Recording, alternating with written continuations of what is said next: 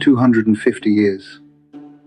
250 fucking years of the most powerful, most resourced, most theoretically capable nation in the history of human civilization. And here is what we have to show for it.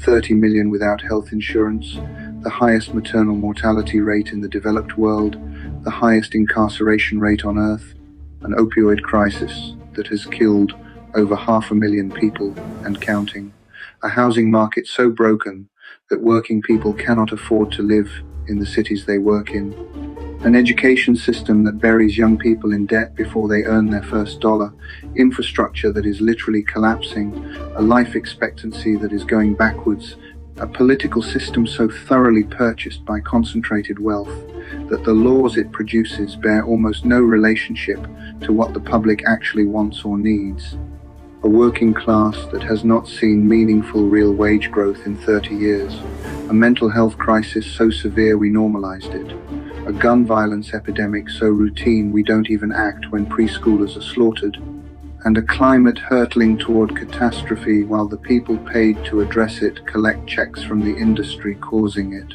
250 years of that. And to celebrate, we built a wrestling arena on the White House lawn. Not a hospital or a school or a housing development, not a single fucking thing that addresses a single goddamn item on the list above, a wrestling arena.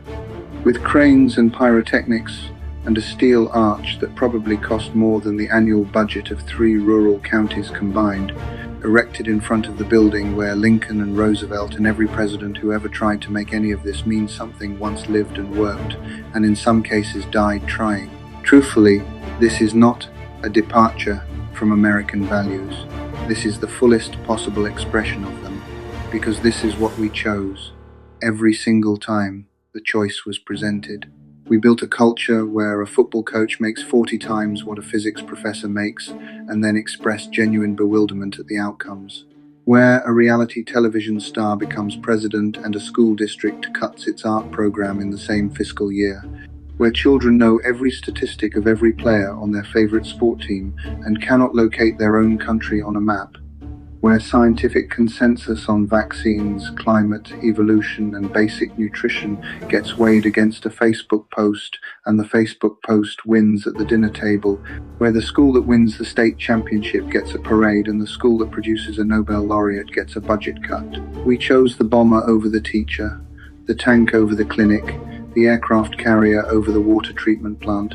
We spend more on military than the next 10 countries combined, including our allies, while veterans sleep on the streets of the cities they came back to.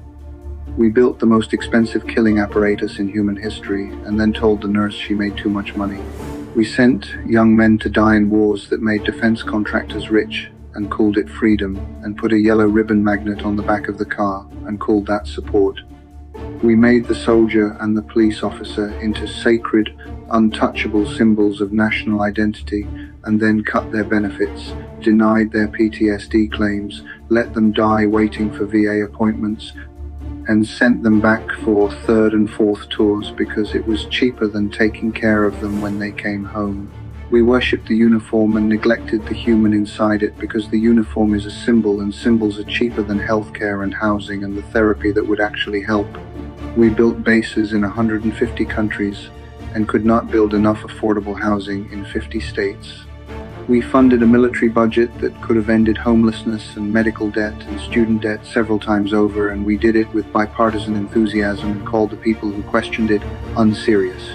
We chose entertainment over education so many times and for so long, and at every available level of society, that we forgot there was a distinction worth making. Spectacle over substance, performance over policy, the aesthetics of greatness in place of the actual thing, and the feeling of winning instead of asking what was being won and who was paying for it and what it would cost the people who came next.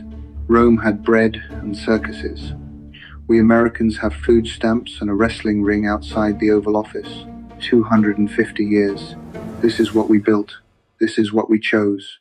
This is what we are celebrating. And the most perfectly, catastrophically, irreducibly American thing about all of it is that anyone pointing at this image and asking what it means will be called unpatriotic by people watching it on a television they bought on credit they cannot afford to pay back, rooting for a sport they cannot explain, in a country they cannot describe, celebrating a birthday they cannot contextualize, for a nation that has spent 2.5 centuries confusing the noise it makes with the work it never did, all while claiming to be the greatest country on earth. Happy birthday, America. You have never looked more like yourself.